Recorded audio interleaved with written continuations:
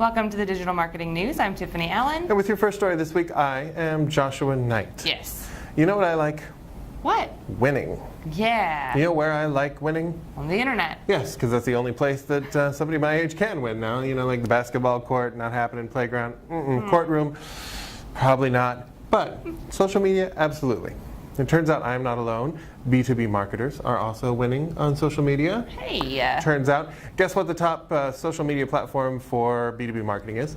LinkedIn. LinkedIn, yes. Hashtag client LinkedIn have added 123 million users in the last 2 years. Wow. Not bad. Twitter has added 9 million for comparison. Okay. So they're doing real great. 80% of B2B leads are coming from LinkedIn to this report, so that makes sense. Live video, though, is the new hotness over at the LinkedIn, and it is a key part of that puzzle. So people are seeing more engagement with the live video. Among other tips, though, for social media, other platforms out there, you know, first, of course, use your LinkedIn to approach and market to specific people in the structure, not like specific like Bob Johnson, right, but like a specific job role, right, you know, because Bob is not solely in charge of all his spend.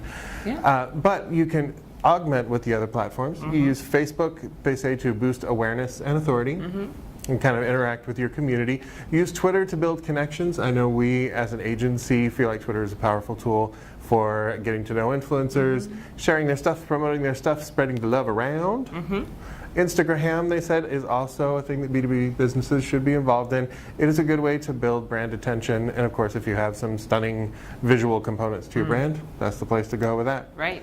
So really what I got from this story is that pretty much every social media platform except for Snapchat is great for B2B, and it's worth checking out, seeing if your audience is in there. Yeah, worth a shot. I like it. Hey, there's another thing that happened.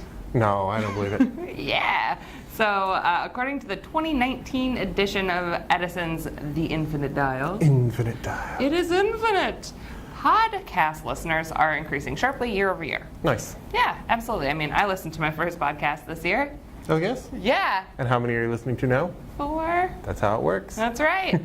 So more than 50% of people in the United States have listened to a podcast, like myself. Nearly 1 in 3 people listen to at least one podcast every month. Oh, yes? Okay. Right. That's probably more than folks that read books or, you know, whatever. So last year, for comparison, it was more like 1 in 4. So it is increasing quite a bit, as you can tell. And then the increase actually spans through age groups. So for example, there was a 10% jump year over year in the 12 to 24 demographic, and about a 4% increase in the 55 plus bracket, which is the slowest to adopt, but is growing, which kind of helps us understand that this might be here to stay. Right. It seems like this is just a legitimate channel. I love that the bottom age is 12, though. I know. Because I like thinking of 12-year-olds listening to all the serial murder podcasts. And yeah, actually, I don't like thinking about that. Yeah. Come to think of it. It's a great podcast if you're into it. By the way, David Tennant has a podcast I know. where he interviews people like Ian McKellen. Highly recommended for anyone who enjoys nerdy things, as we do. Yeah. Speaking of total nerds, most marketers I know are, because we are super into analytics, measurement, making sure that we can put numbers to the things we're doing. To help with that, Twitter has unveiled a new analytics dashboard. Oh, yes? Yes, so that's cool. This is something that's in the early stages, but they unveiled it at an unveiling ceremony where they're like, look at this thing and marvel at our works. Really? And marvel we did. It's aimed primarily at helping you maximize engagement for video on Twitter. It gives a grid view that's updated in real time that shows the times that people are engaging with video content. Awesome. Note that's not your video content specifically, Right. but the time when people are most inclined to watch videos. So it makes sense to throw some in there at that time. They also said, well, you know, what if this is an off time for you that's one of the busiest times? And they said, but we are integrating a scheduling tool in right there, so you can look and you can put your videos where they're going to get more seen. So this is exciting. Twitter obviously feels like they need to play catch up a little bit in the marketing game. They have more tools in the works, so keep an eye. Great. Just one. Just one eye. There's only one eye in Twitter, let's be honest here. Hey, that's probably true. I can't spell it. You know, there was a new influencer marketing survey. No, that's a lie. No, there was. Okay.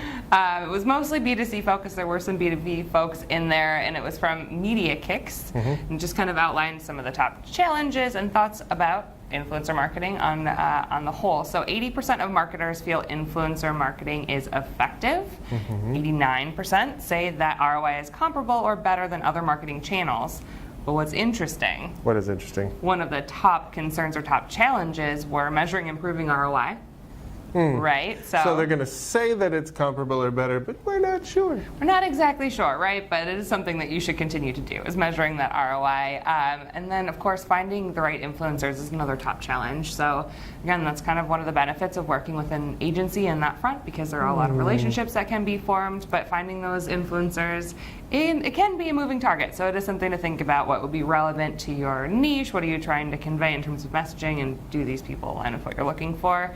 And of course, then there's the whole issue of fake followers and things like that. But there are plenty of tools to help you work through it. Oh, for sure. And in B2B, that's less of a problem. Right. You know, not too many folks are trying to be fake B2B influencers, because you have to have at least a little thought leadership. You can't just pose with sunglasses and Yeezys.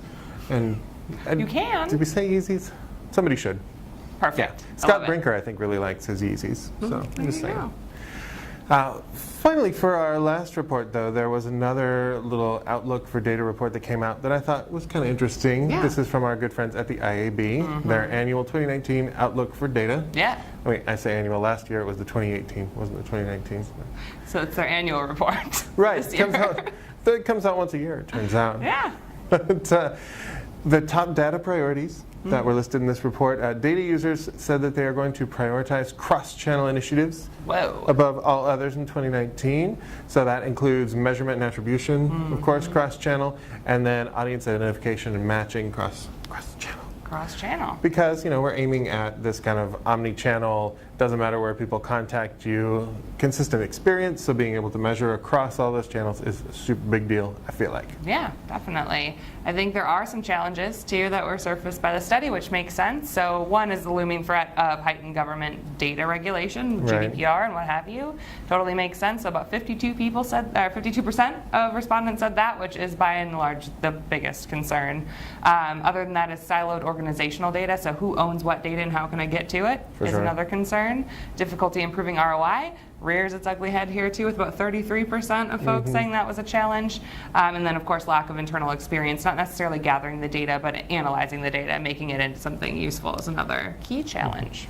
And of course solving all those challenges involves developing skill sets, but also throwing some money at the problem in probably this kind of motion. Yeah. But talking about data spending, so it's not surprising that 69.2%, it's the 0.2 that gets me. Every time. They said their organizations have increased spending on data and related services in 2018 over a year to 2017. But then 3/4 say that they are anticipating investing even more in the coming year. Yeah. So, I mean, we need those data platforms, bringing your data together. There's all kinds of MarTech that you can bring to bear on this problem. So it looks like people are beginning to understand that, like, the future of marketing is almost entirely data. Absolutely. Makes total sense. Well, that's all the news we have for you this week. If you need more in the meantime, you can follow me on Twitter at Tiffani_Allen or TopRank at TopRank. Yeah, but you can find me on Twitter at NiteWrites. That's NITEWRITES.